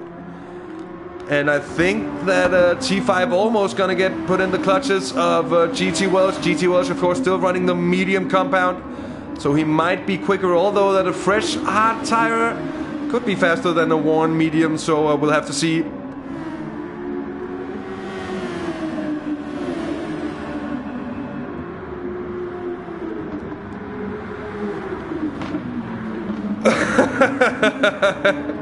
Nice job making the same typo twice in a row. I've had that happen so many times to myself when something sticks in the keyboard or something like that, if the E doesn't really work. But hello, Ethan. I hope you're enjoying your Tuesday evening. And of course, as always, a warm welcome to the stream. That goes for everyone else as well. And if you enjoy watching our content here on Half the Race Gone, do feel free to smash that like button.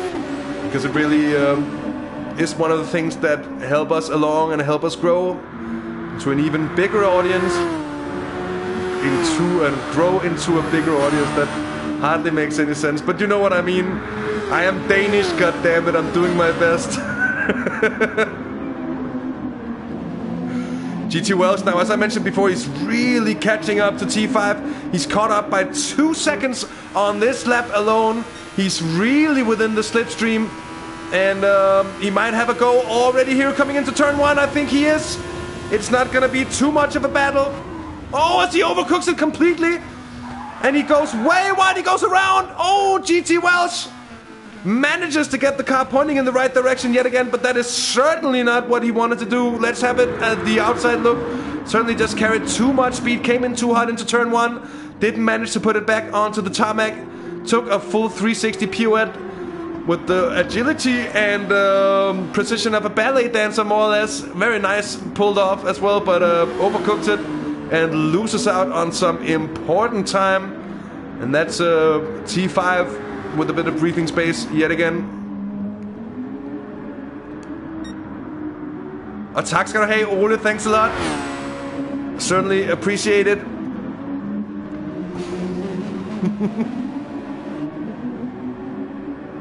Yeah, that's true, Ethan. That is actually true. 2019 colorized.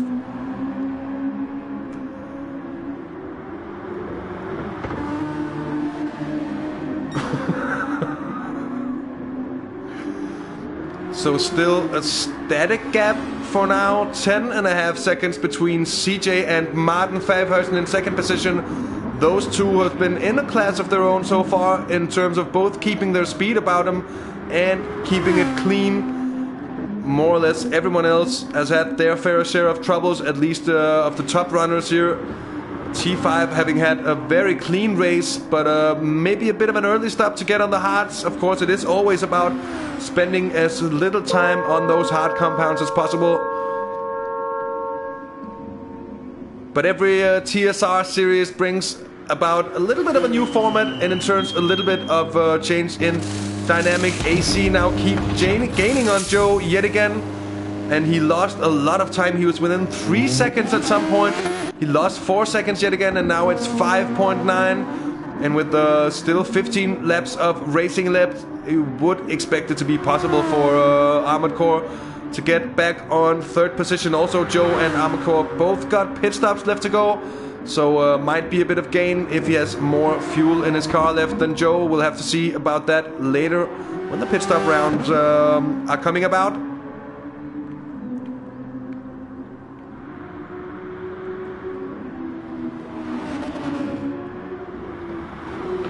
Here is DirtenDK. He's running 9th by now, and Tari is up in 10th. Seems to be keeping the distance pretty well. It's just about 4 seconds. Mind you, of course, that DirtenDK will be one of the only drivers to have the mediums on here for the end of the race. So we could see him finishing very strongly indeed. But I'm afraid he's a little too far back to really be able to take advantage of it. And of course, always difficult being far back on the grid for the start of such a race, because turn 1 is bound to be a chaotic affair. You're now with Antara is actually losing out on some time here to Stick. Then it's Dr. Hash 11th in that IGTL sponsored machine. Honda engined. Pinkery for the Volex esports team. He is 12th at the moment. Also just shows that the level of this series certainly is high enough when drivers like Pinkery, who has had the ability to attract an actual team, isn't necessarily just running away with everything. Of course, Pinkery might not have had the best of luck here today. Of course, we know his abilities. We know he's a fast man indeed as well. That 24 13th, it's Dad 24 in 14th, and it's Jimmy in the car guy, Honda in 15th still. I'm getting struck by a little bit of cottonmouth here, so those S's and FH, T, it's getting difficult. Of course, there's a solution to every problem. The solution to mine is called water. Also a good commercial for water. Oh, we're going back to Armored Core now. 9.2 seconds up to Joe of the Fire. So Armored Core must have massively overcooked it somewhere, because he was really gaining, and it seems he's just pushing slightly too hard. As he's trying to catch up to Joe of the Fire, and it just isn't really seeming to be working out for him. Joe of the Fire, 17.3 seconds down on Martin Favhausen, so that I think is a big ask.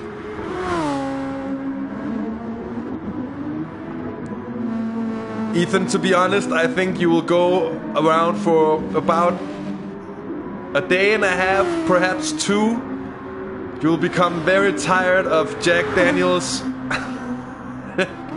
And you will live to regret that decision. Darren, yeah, holding exactly like that's me with my pitcher of water in my hand. Evening, Hunty, I hope you're doing well. Welcome to the stream. Joe of the Fire, as we're watching, 3rd position. He had some bad luck on the opening lap. Same went for Antares. We've also had incidents for Armored Core, and many of the other drivers who qualified near the top of the grid. We've had quite a shake-up, actually. But it's been an interesting race so far. CJ, of course, the Mad Greek, is looking to be running away with it as we are approaching the final 10 laps of racing here from Suzuka in the TSR Super Formula Series. Good to have some league racing back here on the channel. Something that I've certainly missed myself.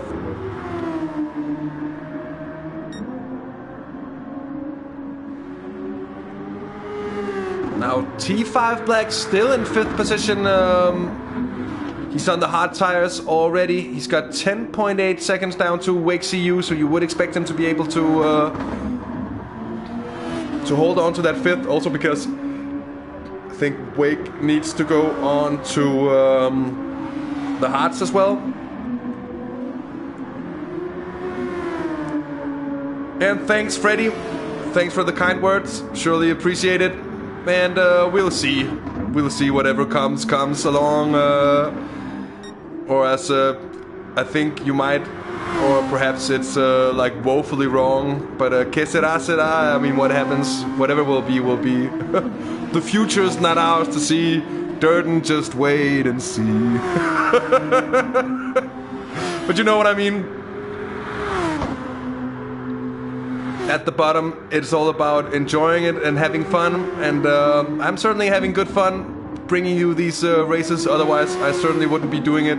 It's always been, I think, even a childhood dream of mine to commentate upon sports. I always found myself in front of the TV watching cycling, Formula 1, football, and rallying, and pointing out stuff before the commentators on the TV would do so, even as a kid. Thinking, why am I not doing this already? Alas, I don't have the grades to become a journalist, so here I am.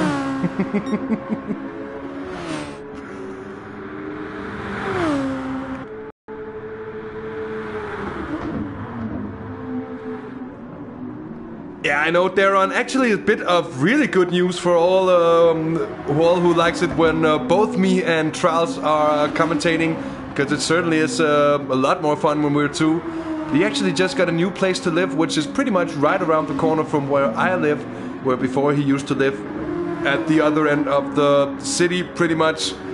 Which means, in turn, that from now on it's gonna be much easier for us to hook up and to give you some sweet race commentaries together.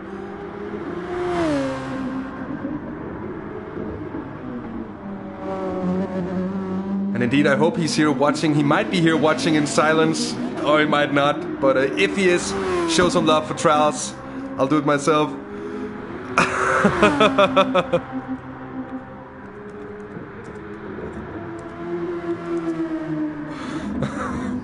And make sure you misspell it as well. Oh.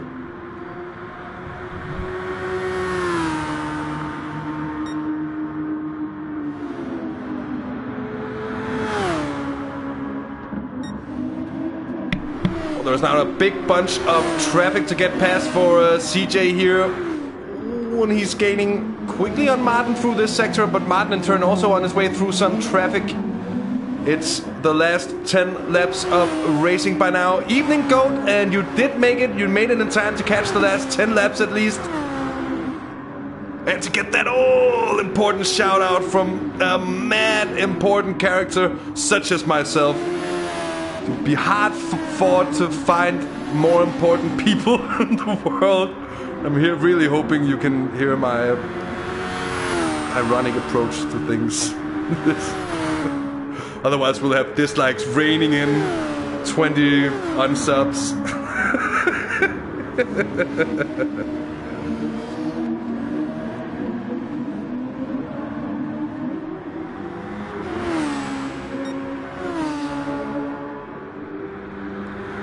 But CJ now 12 seconds in front of Martin Fabersen. It's Joe of the Fire third. He's still extending that gap down to Armored Core, who by now, with such a small amount of racing left to do, I think he might just settle in for that 4th position.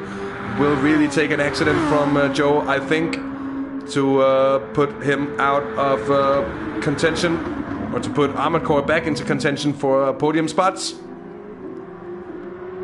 In 5th position, it's T5 Black, the Swedish survivor, having really made the best of his race so far. Hasn't really been on that top pace, but has kept it super clean all the way through. And he's done a brilliant job to hang on to that top 5 spot. He's got 8.9 seconds down to Wake CU in 6th. So it's very much possible for the Swede here to hang on to that top 5 spot. Wake started 5th. He's running 6th now. He's had his fair share of troubles along the way. And a strong return as well. VRS Stick now up into 7th position. And is indeed finishing strongly on the mediums. Gaining positions here. Gaining track space here. Halbstack up into 8th as well. But he's with Welsh for close company. Oh, I think Welsh and Antares here in 10th. All those 4 cars pretty close together for the end of the race.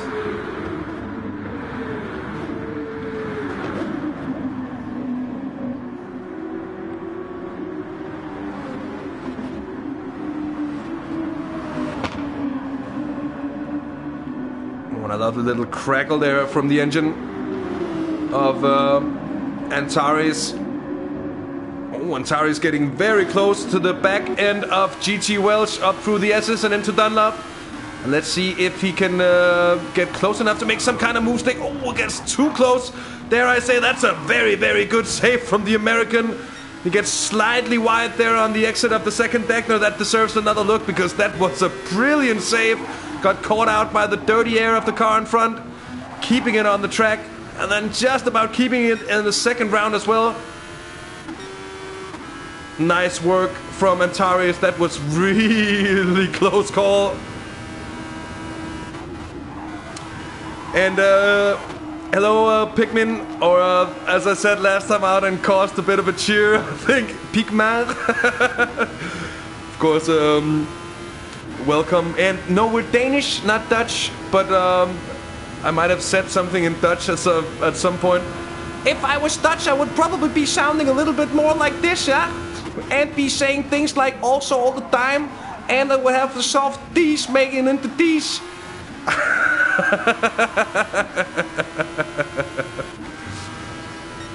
But yeah, what we're doing is Danglish. That's English with a Danish touch. Let's go back out with that outside cam. Antares now trying to catch back up to Welsh in front of him after that brilliant save on the exit of the second Deckner through the last lap there, getting caught up in the dirty air of the car of Welsh.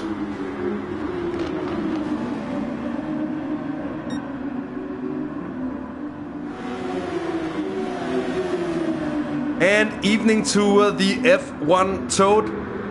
I hope you're enjoying your Thursday evening. Oh, that's Welsh in the gravel. That's Welsh in the gravel. And that's in the Deckners. And that is not gone as well as it did for Antares on the last lap. Let's see what happened for the Welshman. Oh, he goes way wide already in the first of them and then just tries to save it, and he can't. And that's a lot of damage to that car. Poor luck for GT Welsh. He's going to be sailing down the order now. He's going to be passed by multiple cars. Pinkery already passed. Dr. Hash is already getting close. I think that 24 at 10 seconds, he's surely also going to get passed. And also, actually, I think with about, 6-7 laps of racing left, GT Welsh might just keep the car on track, but no doubt it'll be no problem for Dr. Hash here as he's catching up to take that 11th place away from the Red Bull driver in 11th.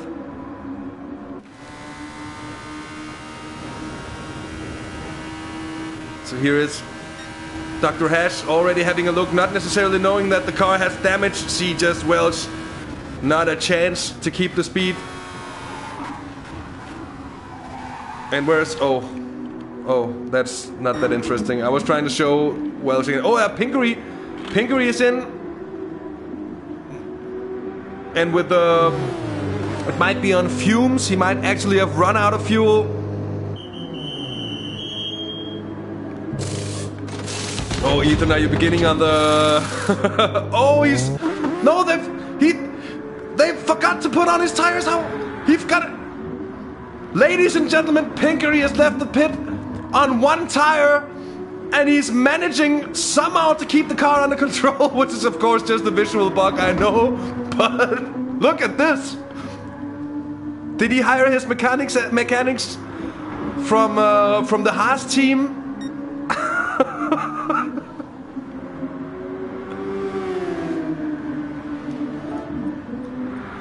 And Sky, we can certainly have a look at how much everyone has left on that overtake button. CJ has a lot left and a 10-second gap going down through here. Martin, he's halfway done, but he has a 36-second gap down to Joe of the Fire, so he should be okay. Phantom tires. Haas pit crew confirmed. Joe of the Fire is very low on his overtaking. Armored Core has a lot of boost left, but he's 10.9 seconds down. But what we have seen before is that you can gain a lot. And if I was Armored Core, I'd be sure to use a little bit more of that boost right now. Here's Martin Faversen coming into the pits to get on his hard tires.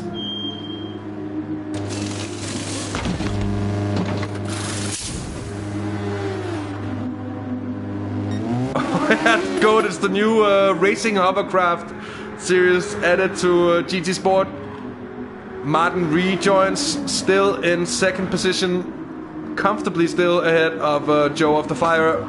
Let's go back down through the order. T5 Black, and that's T5 Black. And Wake now going at it for fifth position here. No, it isn't. No, it isn't.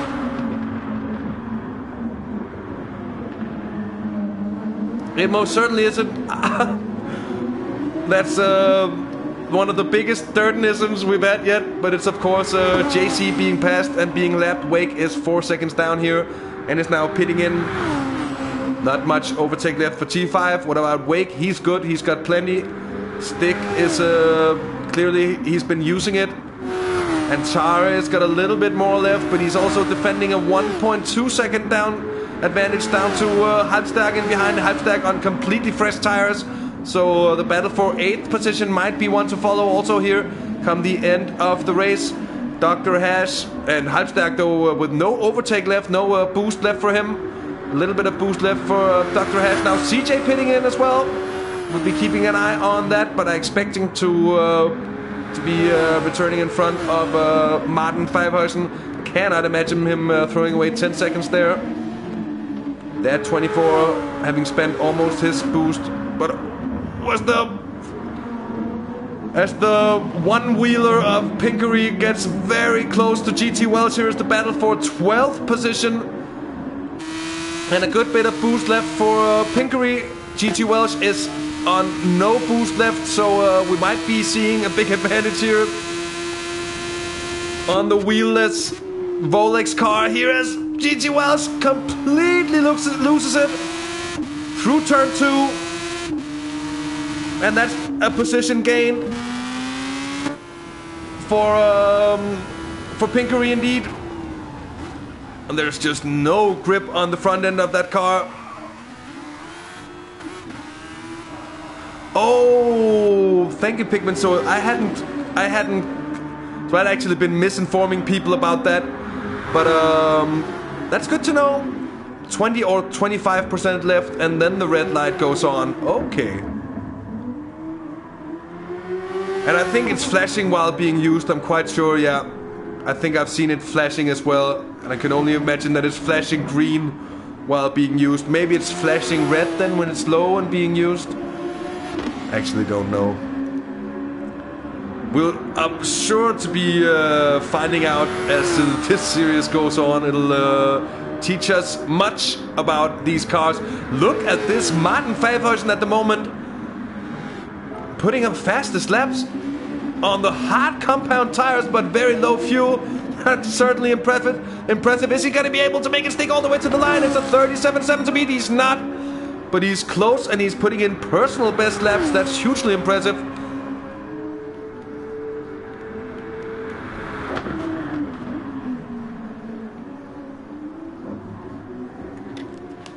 Impressive.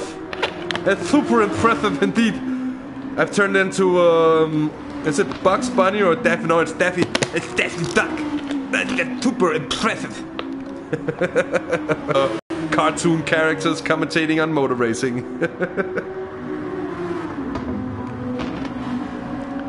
So Joe of the Fire still status quo down to Armored Cores. That 10-second gap isn't really changing too much. T5 Black seems pretty sure there. VRS Stick in 6th position. So when I said something about him finishing strongly, well, I meant it, because he's certainly doing that. They're coming up to the last 3 laps of racing now.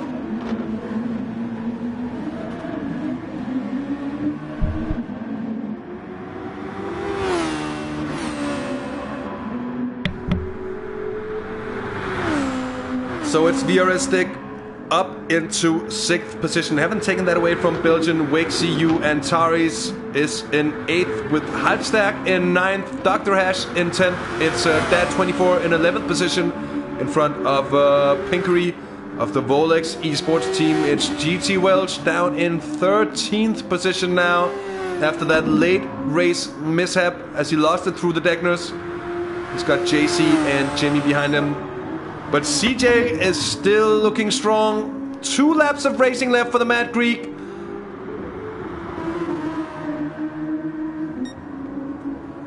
And I would also any day be rooting for a car with only one wheel.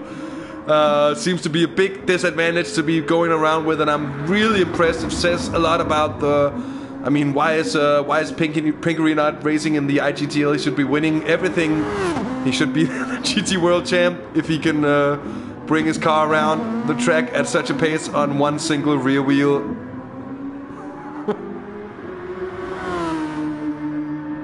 But so far, unless CJ get hit by some untimely kind of Mika Häkkinen at Spain, was it that 99? Retiring on the penultimate lap. Unless he gets hit by something in that terrible category of mishaps, which I am now actively crossing everything that I cross can. Not for it to happen. Because he's looking to Häkkinen it anyways. And with that, of course, I mean, CJ lights the flag victory. You made it look easy. Was it? And we'll have CJ saying, oh yes, it was so easy. You cannot believe it. I'm so bad at CJ's Greek accent.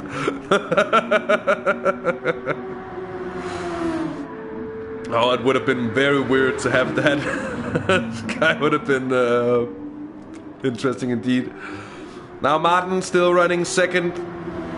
He's had a strong race as well. Both positions, 1 and 2, actually just seem to creep away from everyone else and their problems at the beginning of the race, and they have both done sterling jobs to go through this without, pretty much without, well, Martin, we haven't seen a slight hint of a mistake from him.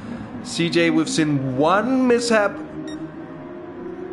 but also him catching it brilliantly. Joe of the Fire, strong display so far to end up in 3rd position, but seems like it could have been better without that early pit stop from him. Oh, as he loses it and brings it back on track just for the entrance of Deckner number 2. Let's go on board with a look for that situation, because that was surely hair racing for the witty professor here on the final lap. That's no good. Well saved, mister.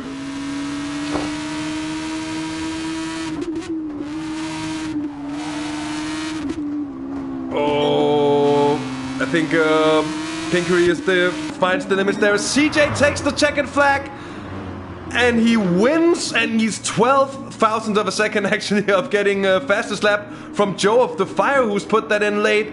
He gets it 11 seconds clear of Martin Fabersen of the Cam Hatch Reaver Racing team. Joe of the Fire of the Nuke Shot, half the race gone. He is coming home for the last podium spot with 3rd position, taking fastest lap as well. in the process, unless that's gonna be grabbed here late by Armored Core, which is not. He's coming home for 4th position.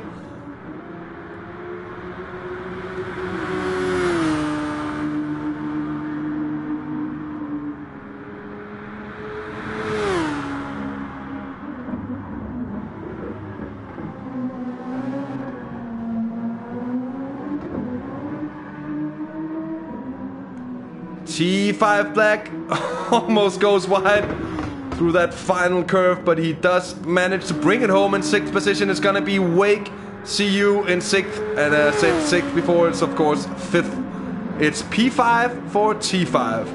It's P6 for Wake CU. 7th, it's gonna be Antares here at the end, having gotten the better of VRS Stick. How come he lost so much time, the Brit? He got damaged. Oh, poor luck for VRS Stick. That's late in the race to be hit by such bad luck. And he comes home in 8th position. Halbstärk home in 9th. And that's the final of the finishers, with the final results very, very quickly displayed on your screen for a brief moment there.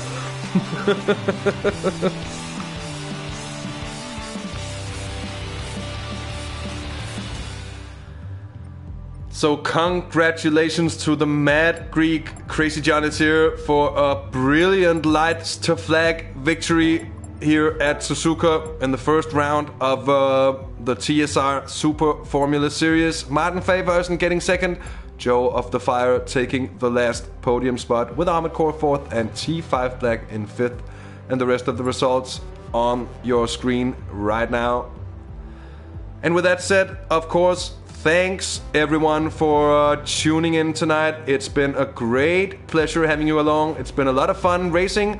We've seen lots of good overtaking action. We've seen some brilliant saves as well, has to be said. And by now it just leaves me looking forward to next Tuesday and the next round of racing. Of course, if you enjoyed our show here, leave a like and subscribe if you feel like we're worth it. To keep in touch and in tone with what we do here and all that stuff. So from me, DirtenDK, I think all that remains to be said is thanks for tuning in to Have the Race Gone. As I mentioned, it's been a pleasure, and until next time, we hope to see you again. Take care, have fun, and bye-bye.